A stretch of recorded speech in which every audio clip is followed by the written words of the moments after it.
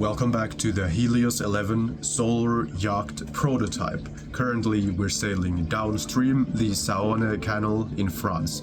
It's smooth sailing because it's 1 to 2 knots of downstream, and I can easily charge up my batteries after the last couple rainy days.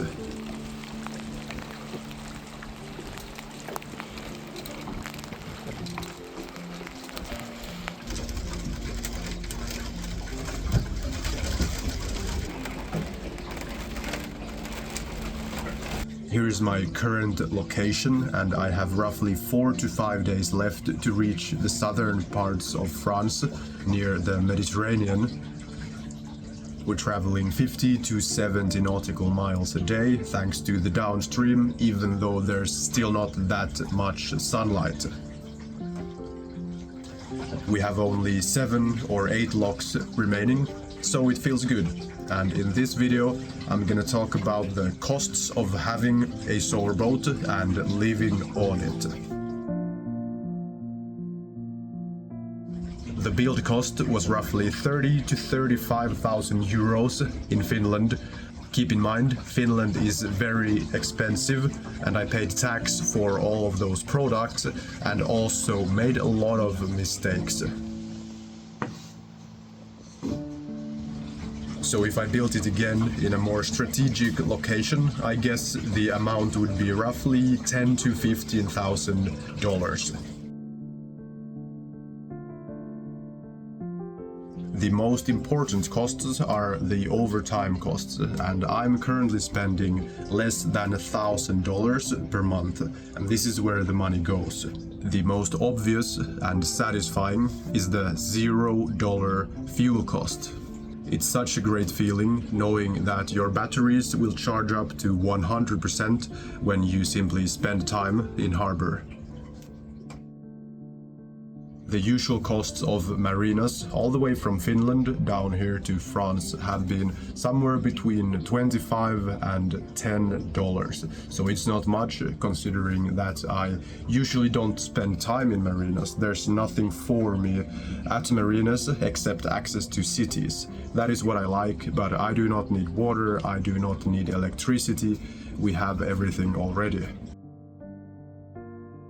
I did a brief calculation of maintenance costs, and those also fall under $50 monthly. There's pretty much nothing to fix. The largest costs have been making upgrades, such as improving solar panels, gonna get some more batteries in the future, and so on. Legal things and bureaucracy, pretty much zero as well. I've paid 40 euros for registering this boat, and that is all. No insurance, nothing else is required. I take responsibility of whatever happens.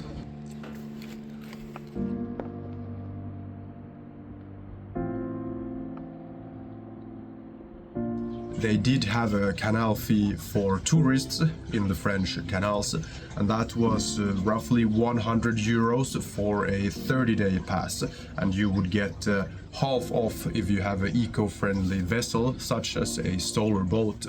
However, there's the boomer bonus. Their webpage is broken, so I've been unable to pay so far.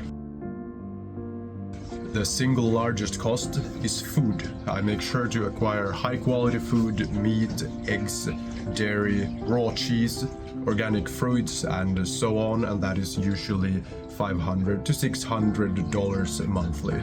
So this current budget of under 1,000 euros a month opens up a lot of opportunities. I can invest into other things. I don't need to purchase any fuel, which feels liberating. And now we will move over to some questions I promised to answer.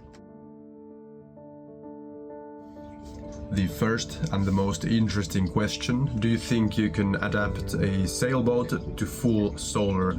Absolutely possible, because the solar panels and the batteries are improving constantly. This is what I would do if I had a regular monohull sailing boat and wanted to convert it into full solar. I would remove the mast, obviously, and then throw on as much solar as you possibly can. Keep in mind that solar panels will exponentially increase in efficiency now as AI is taking over the world and technology will be advancing much quicker.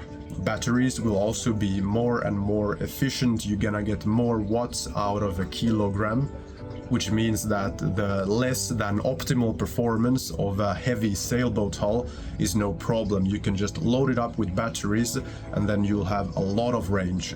Maybe you won't have enough solar to charge them up quickly, but you'll still have a lot of range, and then when you sit at a marina, sit at an island, you will slowly charge up those batteries. Since you no longer have a large mast or sails, I would remove roughly half of the keel size. I'm talking both about the mass and the area. Removing the mass is the most critical because then you can load up more batteries and solar instead.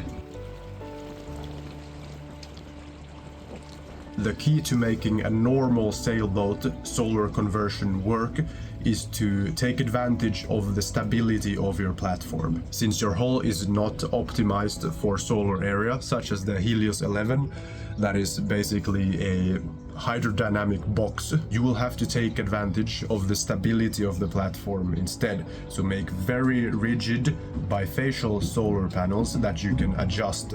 The adjustable feature, when you lift them up, will induce a lot of windage and drift, and that's no problem because you have a sailboat with a keel.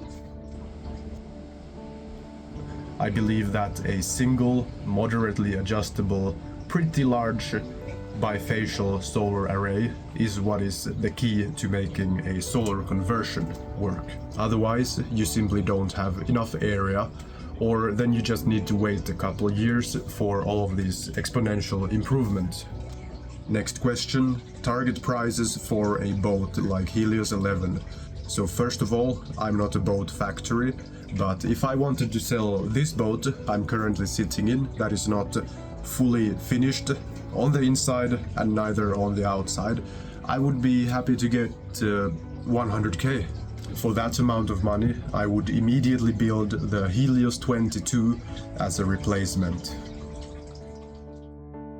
And last question, the cost of the locks have been zero in all countries except France, and also for some reason in France, where you have to pay for them, the service has been the worst. We have roughly 25% chance of lock failure on my journey. For some reason, it's just outdated. I would not recommend sailing through France unless you have a lot of time to kill. Alright, you can comment below with more questions that I will be happy to answer in the next video, where I will also be in a better shape. I've gotten a bit sick from all of the stress going through over 250 locks that barely function. And if you're interested to learn more about how to acquire your own solar boat, what decisions to make in your design, take a look at these books here. They will save you a lot of time and energy if you're serious about living on a moving home that never needs refueling.